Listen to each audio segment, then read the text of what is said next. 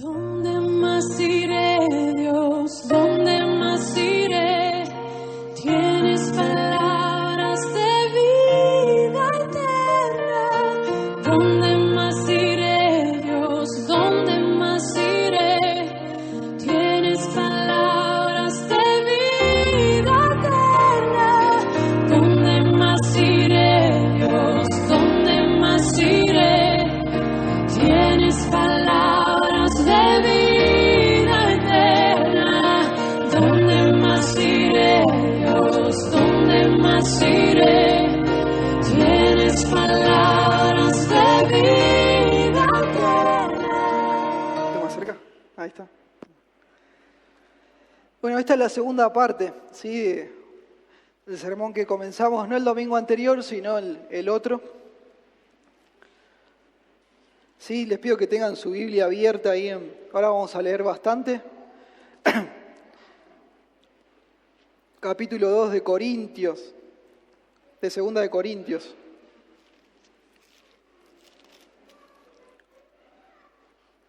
Si hacemos un poquito de memoria, ¿sí? Del sermón de unos domingos atrás, empezamos hablando, ¿no?, acerca de las metas, sobre las cosas que logramos o no de acuerdo a cada año. Y hay personas, yo me incluyo, que cuando termina un año y comienza otro solemos hacer balances, ¿sí? Acerca de si las cosas fueron bien o no, si de pronto, bueno, voy a querer seguir haciendo lo que estaba haciendo o cambiar algo. Y vimos que, usted los ha visto en las librerías, hay una cantidad enorme de libros de cómo ser más productivos, ¿no? De cómo hacer para hacer más y más cosas en un determinado tiempo, para que nuestras vidas sean más productivas. Y vimos que hay distintos criterios para medir esa productividad. Algunos son buenos criterios y otros no. Y para pensar, relacionar esto de la productividad con un término bíblico, hablamos del fruto, ¿no? ¿Se acuerdan? Y que qué bendición, ¿no?, que nuestras vidas produzcan más y más fruto para la gloria de Dios, para el avance del reino de Dios. Y así es. Muchas gracias. También vimos que la mayor cantidad de los libros, ¿no?, se enfocan en que hagamos más y más cosas. Entonces nos ayudan a, bueno, de pronto a ser más decididos, más resolutivos, a no dar vueltas, a no desperdiciar el tiempo, a no ser perezosos y tener más energías. Pero vimos que no, este no era un enfoque correcto. O sea, no se trata la vida de uno de hacer más y más cosas, sino que la pregunta que nos tenemos que hacer es que si las cosas que estoy logrando valen la pena lograrse o no. Por ahí, ¿se acuerdan? Viene la mano. Las cosas que estoy logrando valen la pena lograrse o no. ¿Qué le dice a uno que todo este esfuerzo, todo este sacrificio que estoy poniendo para que esto se logre, vale la pena o no vale la pena? Usted sabe, ¿no? Hay mucha gente muy eficiente, muy productiva que dedicó su vida a crear imperios a través de un producto, a través de un servicio, y se llenó de dinero, de reputación. Pero ustedes los ha leído, ¿no? Al final de sus vidas, ellos se preguntan, ¿y al final de qué valió todo esto que invertí toda mi vida? Muchas de las cosas que gasté mucho tiempo no valen nada. ¿Vieron? Nada más o menos, ¿no? Y se murieron, y todo eso que construyeron, ¿para qué sirve? El Señor Jesucristo dijo allá en Marcos 8:36, al hombre...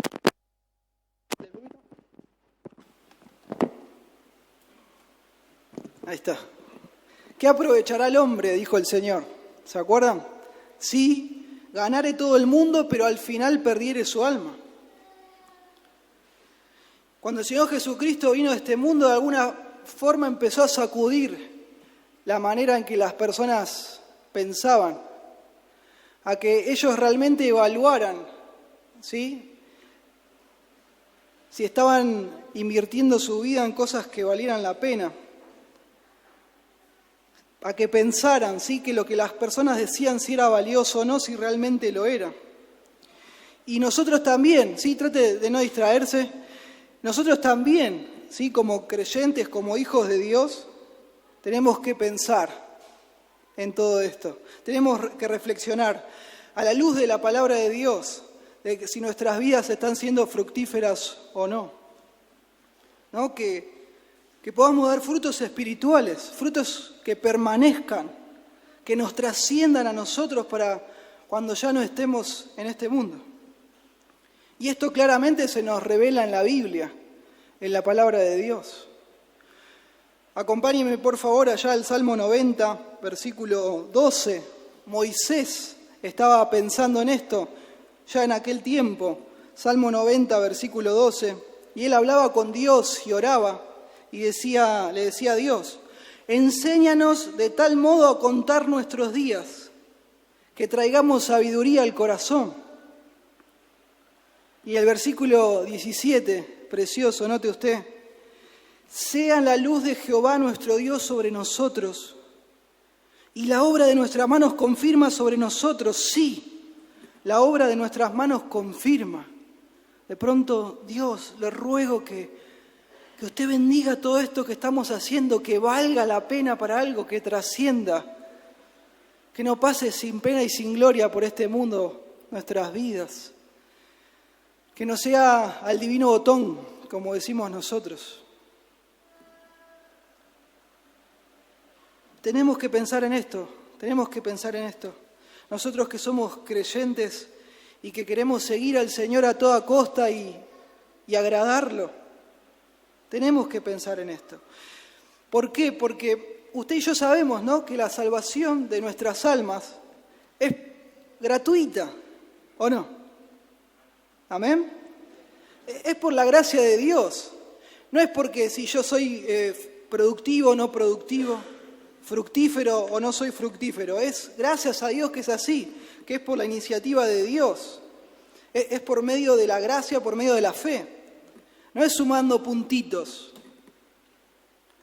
Pero en el hecho de que la salvación sea así, tenemos que pensar que al ser nuestra salvación así, de esa forma, eso no hace automáticamente que nuestra vida cuente para algo a la luz de la eternidad. En un sentido, y esto lo vamos a ir viendo durante el desarrollo del sermón, nosotros tenemos que hacer que cuente para algo en un sentido. ¿Con qué? Bueno, con lo que decidimos hacer. ¿En qué y cómo decidimos invertir nuestro tiempo, nuestros días? Y otra vez, que en aquel día, en la presencia de Dios, hermano, sus manos y las mías estén llenas de fruto para la gloria de Dios. Pero eso va a depender de qué decidimos hacer con el tiempo que nos toca.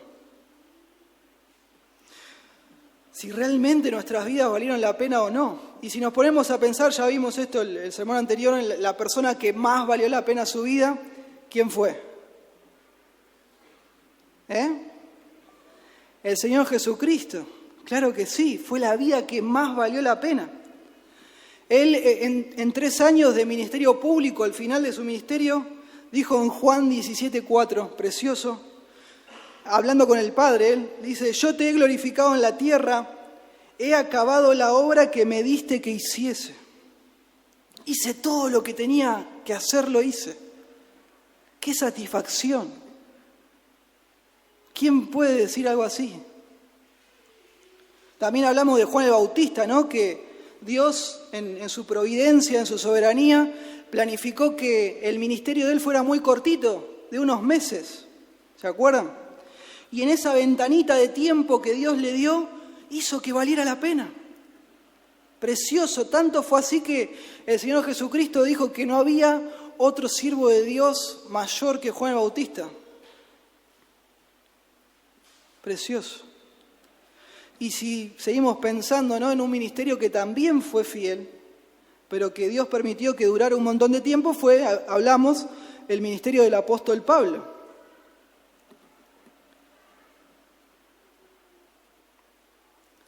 Pablo al final de sus días, allá en 2 de Timoteo 4, versículo 6, dice: porque yo ya estoy para ser sacrificado, y el tiempo de mi partida está cercano.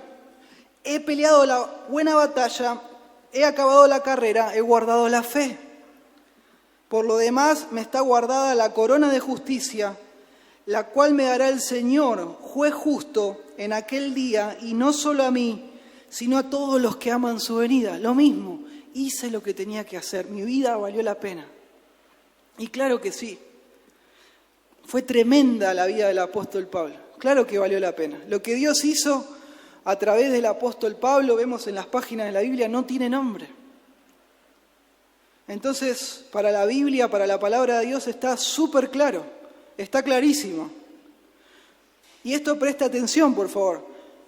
El punto, la cuestión no está en hacer más cosas, más y más cosas como locos, sino está en hacer las cosas que son correctas. Ahí está el punto. No se trata de hacer más cosas, sino de hacer las cosas que son correctas. ¿Y cuáles son las cosas que son correctas o las cosas que más importan? La gloria de Dios, sin dudas, la gloria de Dios.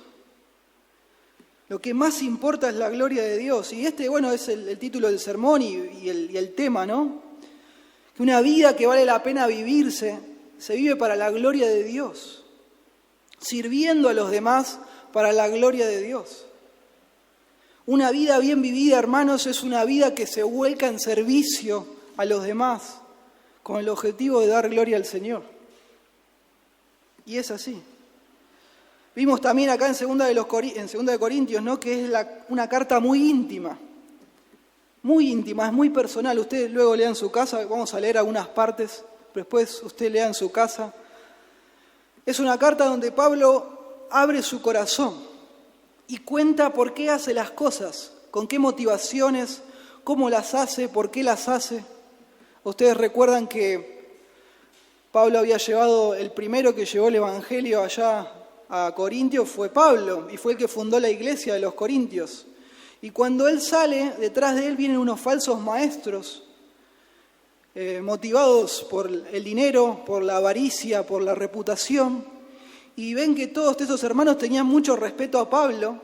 Entonces ellos empiezan a desacreditarlo con acusaciones infundadas, con mentiras sobre Pablo, para desacreditarlo y que la gente no le lleve más el apunte. Pero usted sabe, tristemente, esto estaba haciendo no solo que Pablo fuera desacreditado, sino que el Evangelio mismo estaba siendo desacreditado. Porque piense usted, viene una persona por primera vez, me trae el Evangelio, la palabra de Dios, y ahora resulta que este hombre parece ser un chanta. ¿Qué Evangelio fue el que me trajo? Entonces Pablo, no motivado por una cuestión personal, motivado por el Señor y por el Evangelio, para que no sea desacreditado, abre su corazón y empieza a contar por qué él hace las cosas como las hace, cuáles son sus miedos, cuáles son sus debilidades, qué lo motiva a hacer lo que hace. Y por eso tenemos 2 Corintios.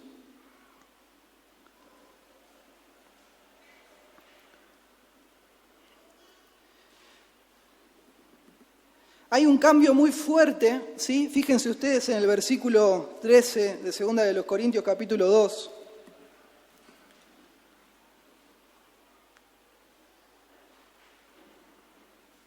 Segunda de Corintios 2:13. Él está hablando en la primera persona del singular, pero cuando pasa al versículo 14 cambia a la primera persona del plural. Él dice algo como que, yo no tuve reposo. Pero cuando pasa al versículo 14, él habla de algo que Dios hace en nosotros, dice él. Es muy notable el cambio. Y empieza a hablar de este punto del versículo 14, de nosotros. Dios nos lleva, dice.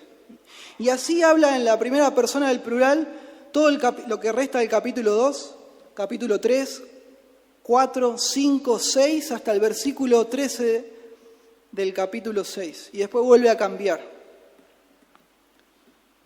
Y acá hay un gran tema, ¿no?, en todos estos capítulos, que es la naturaleza del ministerio cristiano. la naturaleza del ministerio cristiano. Vimos que la palabra ministerio es la palabra griega diaconía, que significa, que se puede traducir como servicio o como ministerio. ¿Sí? Entonces, justamente, una vida que vale la pena ser vivida es una vida que se vuelca en servicio a otros para la gloria de Dios. Y marcamos este punto, si ustedes recuerdan. Hermano, ni usted ni yo podemos vivir una vida para la gloria de Dios sin hacer nada por otros. No se puede. Sencillamente no se puede. La forma en que mi vida dé gloria a Dios es que yo sirva a otras personas. Que yo sirva a los que me rodean. Esa es la forma. Ministrando a otros. Si usted quiere que su vida cuente para algo, a la luz de lo que realmente importa, tiene que hacer algo por alguien más. Para la eternidad, para la gloria de Dios. Y justamente Pablo habla de esto, ¿no? En todos estos capítulos, el ministerio cristiano, el servicio cristiano.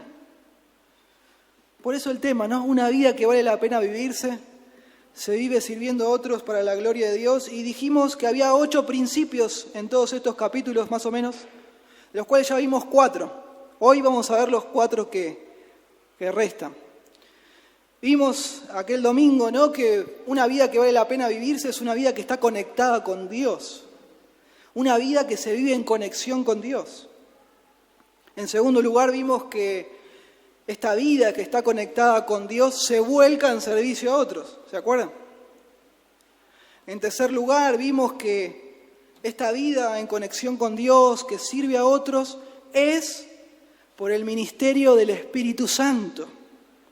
Dios está involucrado.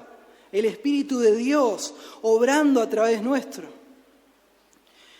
Y en cuarto lugar, el último de los principios que vimos aquel domingo es que es una vida que está caracterizada por la honestidad, por la sinceridad. En el contexto de la conexión con Dios, en el contexto del servicio a los demás, donde el Espíritu Santo está involucrado, ¿no? Trayendo salvación, edificando a los hermanos. Cualquier cosa que no sea la verdad y solo la verdad, no tiene sentido. ¿Cómo puedo hacer yo para que Dios me use para obrar en su vida y que usted se salve y conozca a Dios? ¿Cómo puedo manipular eso yo? Imposible. Es el Espíritu de Dios el que lo va a hacer. Amén. Pero Dios no va a hacerlo si yo uso mis trucos. O lo hace Dios o lo hago yo.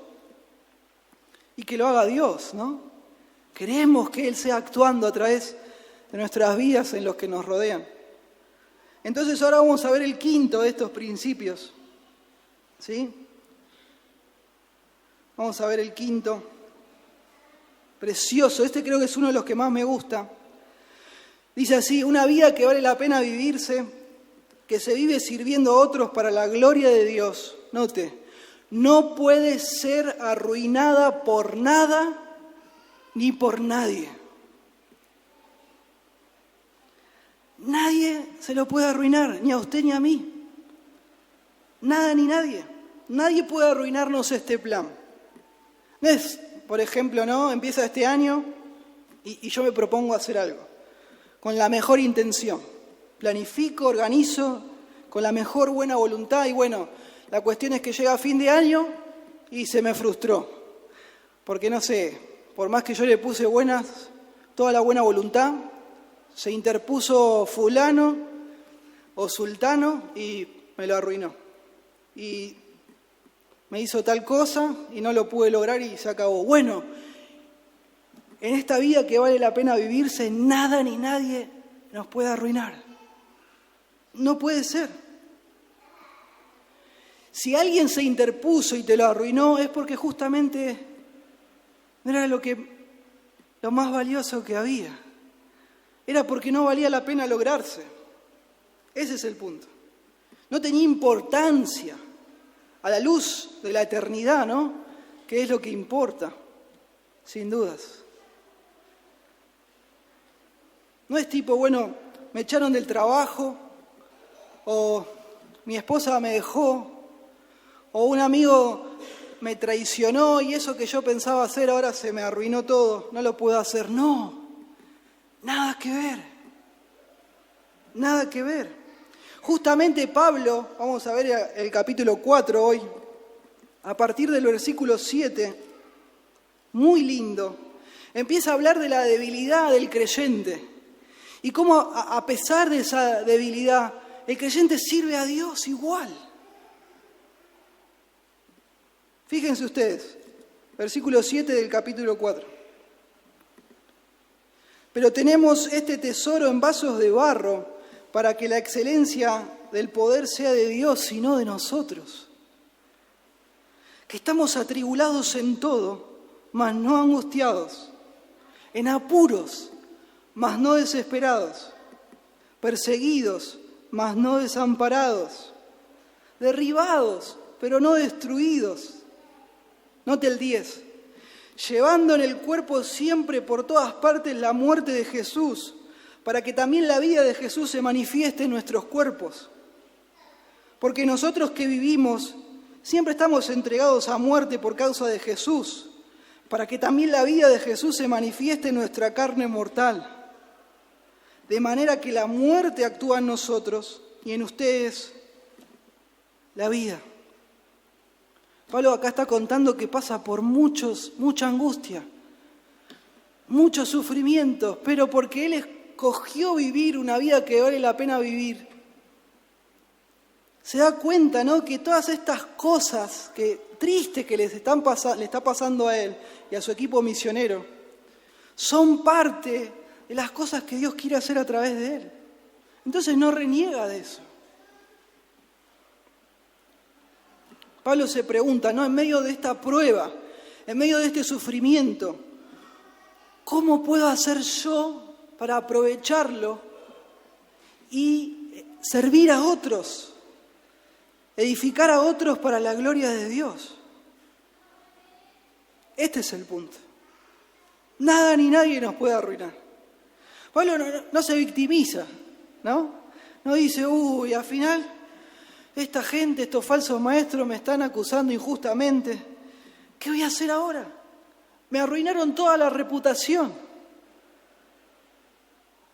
Yo tenía un plan para todas estas iglesias y ahora de pronto esta gente malvada están hablando mal de mí por todos lados, me están ensuciando, me están difamando, arruinaron todo mi plan. No dice eso, nada que ver. Pablo se enfoca y dice, ¿cómo yo puedo usar esta angustia, esto malo que me están haciendo para que sea de bendición para otros y glorifique a Dios? Eso es lo que él está pensando. Pablo piensa, esta es una oportunidad hermosa, una oportunidad única para servir a los que me rodean y glorificar a Dios. ¿Sí? Piense usted. Me agarró esta enfermedad, me agarró esta peste. ¿Y ahora qué hago? ¿Qué hago ahora?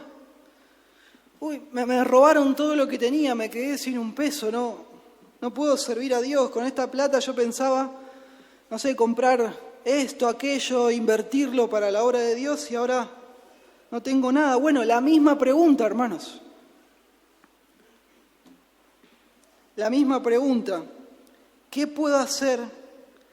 ¿Cómo puedo hacer yo? ¿Cómo puede hacer usted? ¿Sí? Con la ayuda de Dios, con la ayuda del Señor y con su enfermedad, con su ruina económica, para impactar la vida de los demás y dar gloria a Dios. De esto se trata siempre, todo lo que Pablo está hablando acá. ¿Cómo puedo hacer para afectar a otros, impactar a otros para la eternidad y dar gloria a Dios?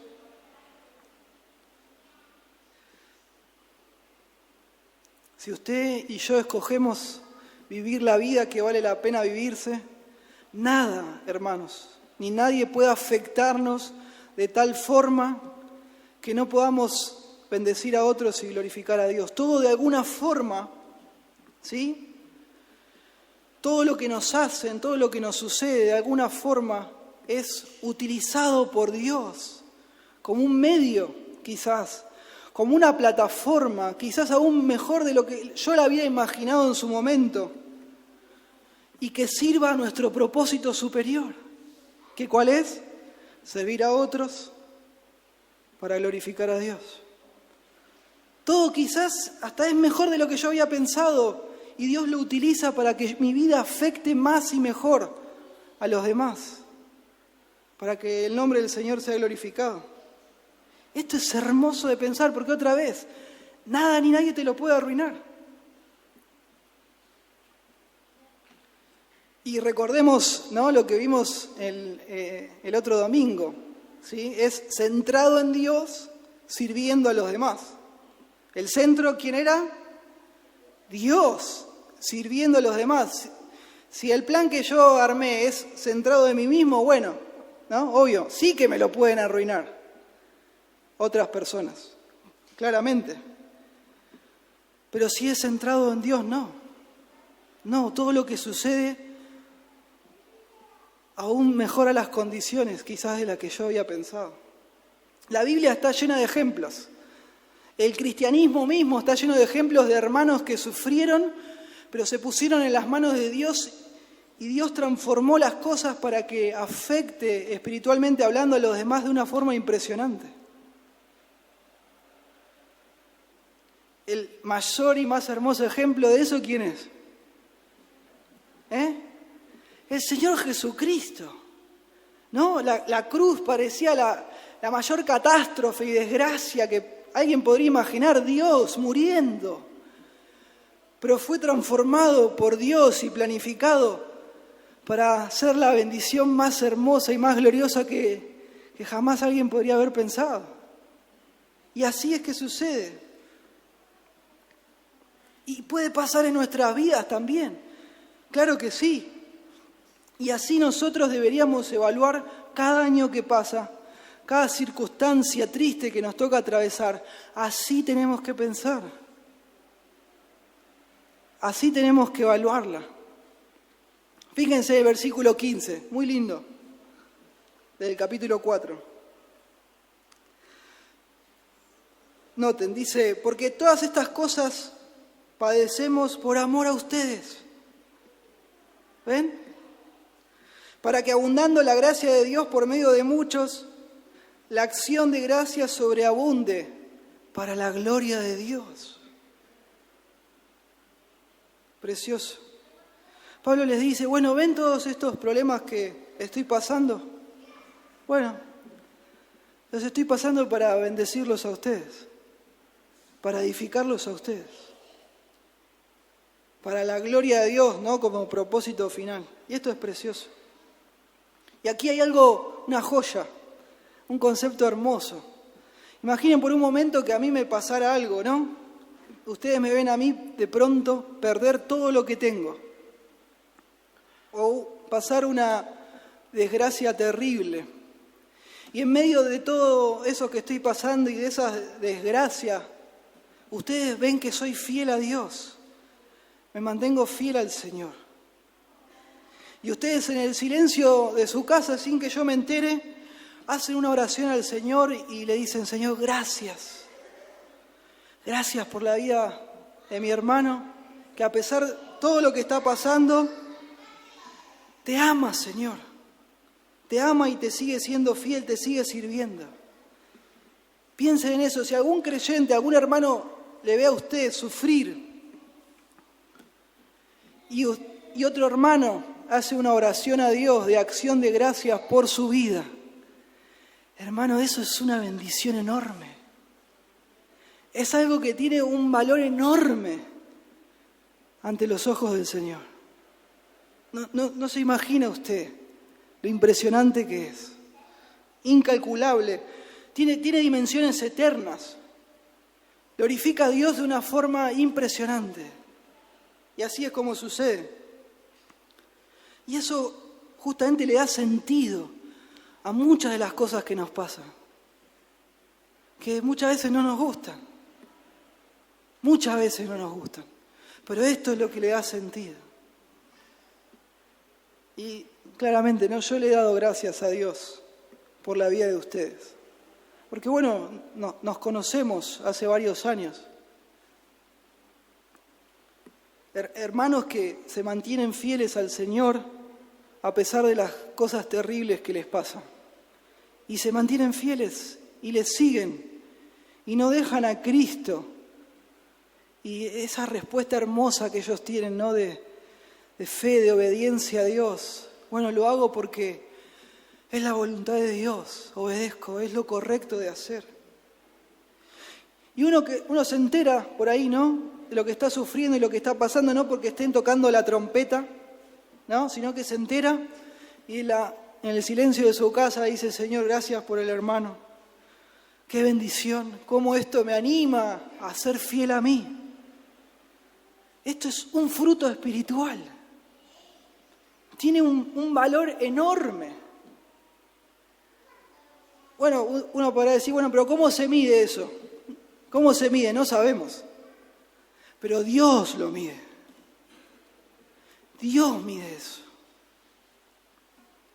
Dios lo mide, esa es la certeza. Fíjense ustedes el versículo 17 del capítulo 4. Porque esta leve tribulación momentánea produce en nosotros un cada vez más excelente y eterno peso de gloria. Amén. Precioso.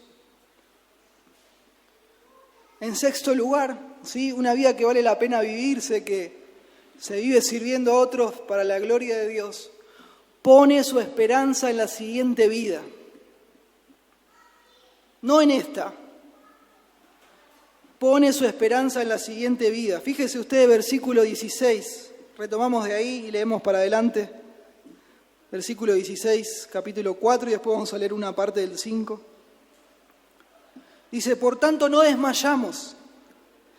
Antes, aunque nuestro hombre exterior se va desgastando, el interior no obstante se renueva de día en día. Porque esta leve tribulación momentánea produce en nosotros un cada vez más excelente y eterno peso de gloria. No mirando nosotros las cosas que se ven, sino las que no se ven. Pues las cosas que se ven son temporales, pero las que no se ven son eternas. Precioso. Versículo 1, capítulo 5. Porque sabemos que si nuestra morada terrestre, este tabernáculo, se deshiciere, tenemos de Dios un edificio, una casa no hecha de manos, eterna en los cielos. Y por esto también gemimos, subraye esa palabra, deseando ser revestidos de aquella nuestra habitación celestial, pues así seremos hallados vestidos y no desnudos. Porque asimismo los que estamos en este tabernáculo gemimos con angustia, porque no quisiéramos ser desnudados, sino revestidos, para que lo mortal sea absorbido por la vida. Mas el que nos hizo para esto mismo es Dios, quien nos ha dado las arras del Espíritu. Así que vivimos confiados siempre, y sabiendo que entre tanto estamos en el cuerpo, estamos ausentes al Señor, porque andamos por fe, no por vista. Subraye esto. Pero confiamos, y más quisiéramos estar ausentes del cuerpo y presentes al Señor. Por tanto, procuramos también, o ausentes o presentes, serle agradables. Porque es necesario que todos nosotros comparezcamos ante el tribunal de Cristo, para que cada uno reciba según lo que haya hecho mientras estaba en el cuerpo, sea bueno o sea malo. Ya vimos un poco en el sermón anterior, ¿no? Pero para vivir una vida que vale la pena vivirse es clave pensar y recordar todo el tiempo, reflexionar de que esta no es la única vida, de que hay otra vida. Para vivir una vida con fruto espiritual, tenemos que pensar en las cosas que no se ven y que son eternas. Así dice, ¿no? Leamos recién, versículo 7 del capítulo 5. Porque por fe andamos, no por vista. La mejor traducción para esto, no por vista, es no por apariencia. No por lo que las personas dicen que tiene valor o lo que a las personas les gusta. No por aparentar. No por cartón pintado. ¿Sí? No por cosas externas. Y los creyentes no nos guiamos, hermanos, por lo que el mundo dice que tiene valor. ¿No? Claro que no. Sino que nos guiamos por la fe, por la confianza. ¿Confianza en qué? En que las cosas que dice que las cosas que tienen valor son las que Dios dice que tienen valor. Por ese tipo de confianza. Y justamente toda esta parte habla de que las cosas que tienen valor no se ven, son invisibles. ¿Y qué cosas son? Bueno, ya hablamos, ¿no? La de mayor importancia, la gloria de Dios. No se ve. La salvación de las personas, la santificación, el crecimiento de los hermanos tampoco se ve. Son cosas invisibles. Pero vivimos por fe, creyendo que tienen valor. Porque Dios dice que tienen valor y usted y yo vivimos para el Señor. Para el Señor. Y a veces pensamos, ¿no? Bueno, a mí me gustaría hacer esto con mi vida. Me gustaría ir por acá, me gustaría hacer esto. Y después decimos, no, mejor no voy a hacer esto, no voy a hacer aquello, voy a hacer esto otro, que es mejor, porque va a dar gloria a Dios. Y alguno del mundo que nos mira desde afuera dice, pero vos sos loco, vas a dejar de hacer esto o aquello, con la oportunidad que tenés, con la capacidad que tenés, etcétera. Usted sabe, ¿cómo vas a elegir hacer esto otro? Eso no tiene valor. Bueno, esperemos, ¿no? Esperemos que cuando el Señor venga, ahí vas a ver que esto realmente tenía valor. Porque Dios ya nos muestra en su palabra que tiene valor. Y en aquel día todo se va a revelar. Y esto es precioso. No andamos por la vista, andamos por fe, porque confiamos en Dios. Por eso mismo, hermanos, una vida que vale la pena vivirse no tiene la vista puesta en esta vida, sino en la que viene. Procuramos agradar al Señor, pase lo que pase, sea lo que sea. Ausentes, dice el texto, o presentes, sea que me maten, que me torturen o que esté sufriendo. Yo quiero agradar al Señor, porque eso es lo que vale la pena. Y a Pablo, justamente, todo esto lo motiva el tribunal de Cristo, leímos, ¿no?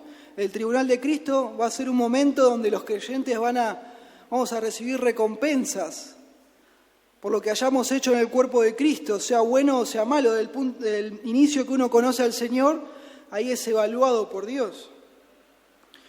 Y Pablo está pensando en el tribunal de Cristo, pero también está pensando en su futura intimidad que va a tener con Cristo luego que esté en su presencia. Hay un nivel de comunión con Dios que es imposible de este lado del sol. Por más el cristiano que más esté en conexión con Dios, hay un nivel de intimidad espiritual que solo se va a poder experimentar cuando estemos en la presencia de Dios. En un sentido hay una intimidad espiritual con Cristo que es desconocida para nosotros. Y es lo que Pablo está hablando. Él está anhelando. Él está gimiendo acá por una mayor intimidad con Dios. Por esto, una vida que vale la pena vivirse, tiene los ojos puestos en la vida que viene. Tiene su esperanza puesta allá, no acá. La motivación para vivir una vida que vale la pena vivirse se logra en comunión íntima con Cristo. De ahí fluye todo lo que venimos viendo, conexión especial con Dios.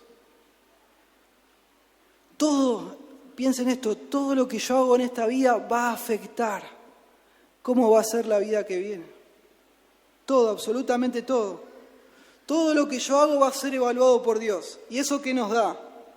Temor. Temor de Dios, obviamente, y está bien que sea así. Claro que sí, todo lo que yo hago va a ser evaluado por Dios. Entonces eso me da temor, pero también al mismo tiempo lo hago motivado por el amor a Dios. Así dicen, fíjense ustedes, versículo 11, el capítulo 5. Conociendo pues el temor del Señor, persuadimos a los hombres, pero a Dios le es manifiesto lo que somos, y espero que también lo sea a sus conciencias. No nos recomendamos pues otra vez a ustedes, sino que le damos ocasión para gloriarse por nosotros, para que tengan con qué responder a lo que se glorían en las apariencias y no en el corazón. Porque si estamos locos es para Dios, y si somos cuerdos es para ustedes, porque el amor de Cristo nos constriñe, pensando esto, que si uno murió por todo, luego todos murieron, y por todos murió, para que los que viven ya no vivan para sí, sino para aquel que murió y resucitó por ellos. Pablo dice, el Evangelio transformó mi vida, ya no pongo mi esperanza en esta vida, como hacen las personas de este mundo, sino pongo mi esperanza en lo que va a venir. Ya dejé de vivir para mí mismo, vivo para Cristo y para aquellos por los cuales Cristo murió. Los creyentes. La vida entera de Pablo cambió. Sus planes, sus anhelos, sus motivaciones. Y empezó a vivir, ¿no? Con toda, para aquel que lo salvó. Y cualquiera que se salva, hermanos, la Biblia dice que le pasa lo mismo. Deja de vivir para uno mismo y vive para la gloria de Dios sirviendo a otros. La vida de uno es transformada. Entonces uno quiere que a los demás, ¿qué les pase? Lo mismo que le pasó a uno, ¿o no? Y para que les pase lo mismo, ¿uno qué hace? Comparte el Evangelio de Jesucristo. Y de esto habla el punto siguiente, ¿no? Una vida que vale la pena vivirse es una vida que comparte el Evangelio. Sin dudas, hermanos, comparte el Evangelio. Fíjense ustedes el versículo 17 del capítulo 5. Dice, de modo que si alguno está en Cristo, nueva criatura es. Las cosas viejas pasaron, he aquí todas son hechas nuevas. Precioso. Y todo esto proviene de Dios, quien nos reconcilió consigo mismo por Cristo y nos dio el ministerio de la reconciliación. Que Dios estaba en Cristo reconciliando consigo al mundo, no tomándoles en cuenta a los hombres sus pecados, y nos encargó a nosotros la palabra de la reconciliación. Así que somos embajadores en nombre de Cristo, como si Dios rogase por medio de nosotros. Les rogamos en nombre de Cristo, reconcíliense con Dios. Al que no conoció pecado, por nosotros lo hizo pecado, para que nosotros fuésemos hechos justicia de Dios en él. Hermano, hermana, para que nuestras vidas valgan la pena, tenemos que compartir el Evangelio. Tenemos que compartir el Evangelio de Cristo. Si usted es alguien que no comparte el Evangelio, tristemente su vida no va a contar. No va a valer la pena. No va a poder hacer algo que realmente cuente, ¿no? Porque ya estuvimos viendo que para que nuestras vidas cuente tenemos que afectar a los demás, impactar a los demás. ¿De qué forma? De una forma eterna. ¿Y cómo voy a impactar a alguien de forma eterna si no le hablo el Evangelio? No se puede. Al que sea, a un compañero de trabajo, a un familiar, a un vecino, a un conocido. ¿Sí? Compartir el Evangelio para afectar a los demás para la eternidad. Y el último punto, el último principio, ¿sí?, de una vida que vale la pena vivirse, que es para la gloria de Dios, sirviendo a otros. Es una vida que procura ser una vida ejemplar de amor para bendecir a los demás. Procura ser una vida ejemplar de amor para bendecir a los demás. Muy lindo, versículo 1 del capítulo 6, note. Así pues nosotros, como colaboradores suyos, colaboradores de Dios, ¿no? Les exhortamos también a que no reciban en vano la gracia de Dios, porque dice, en tiempo aceptable te he oído y en día de salvación te he socorrido. He aquí ahora el tiempo aceptable. He aquí ahora el día de salvación. No damos a nadie ninguna ocasión de tropiezo, note eso, para que nuestro ministerio no sea vituperado. Antes bien nos recomendamos en todo como ministros de Dios, en mucha paciencia, en tribulaciones, en necesidades, en angustias, en azotes, en cárceles, en tumultos, en trabajos, en desvelos, en ayunos, en pureza, en ciencia, en longanimidad, en bondad, en el Espíritu Santo, en amor sincero, en palabra de verdad, en poder de Dios, con armas de justicia a diestra y a siniestra, por honra y por deshonra, por mala fama y buena fama, como engañadores, pero veraces, como desconocidos, pero bien conocidos, como moribundos, mas he aquí vivimos, como castigados, mas no muertos, como entristecidos, mas siempre gozosos, como pobres, mas enriqueciendo a muchos, como no teniendo nada, mas poseyéndolo todo. Nuestra boca se ha abierto a ustedes, oh Corintios, nuestro corazón se ha ensanchado. No están estrechos en nosotros, pero sí son estrechos en su propio corazón. Pues, para corresponder del mismo modo como a hijos les hablo, ensánchense también ustedes. Pablo dice en toda esta parte que no quiere ser de tropiezo para los demás. ¿Por qué? Porque él quiere que su vida toque otras vidas. Una vida que vale la pena ser vivida es una vida que glorifica a Dios buscando hacer el bien a los que los rodean. Y ya hablamos de esto, ¿no? ¿Qué impacto está teniendo mi vida en los demás? ¿Qué piensan los demás de mí cuando me ven? Y ya hablamos que en un sentido no nos tiene que importar tanto lo que los demás piensen de nosotros, vivir por el qué dirán, ¿no?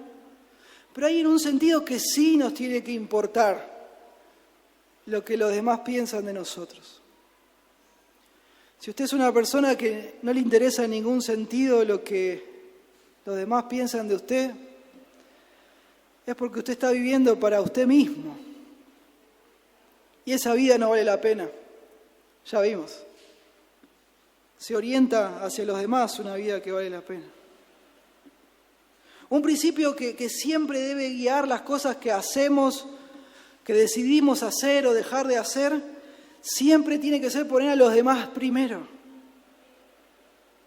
Considerar a los intereses de los demás más importantes que los propios. Considerar a los demás como superiores a uno mismo. Y es claro, ¿no, hermanos? Que lo que va a salvar a las personas no es mi testimonio, no es su testimonio. ¿Qué es lo que salva a las personas? El mensaje del Evangelio, ¿sí? Pero mi testimonio no tiene que contradecir el mensaje del Evangelio o opacarlo. Ni tampoco tiene que hacer que los demás se cierren para que no escuchen lo que tengo para decirles. Necesito que me escuchen hablarles el mensaje y debo evitar que se cierren. Entonces, cuidamos el testimonio. Y todo esto que estuvimos hablando, todos estos 8 principios, como hablamos al principio, nos tiene que hacer pensar en el Evangelio. Usted y yo somos aceptados por Dios en Cristo. Yo soy aceptado por lo que Cristo hizo por mí. Y eso me da paz. No es porque si soy fructífero o no soy fructífero, es que Dios me va a aceptar en algún día, o si invertí mal mi vida, o si la invertí bien, sino porque Cristo murió por mí. Amén. Y eso me libera. Me libera. Este es el punto. Ya no ando perturbado, ¿no? Que si Dios me va a aceptar o no me va a aceptar, o si estoy sumando los suficientes puntos. No. Todo lo que yo necesito para estar bien con Dios, Cristo lo hizo por mí. Y el gran punto, esto me libera, me saca de una presión enorme.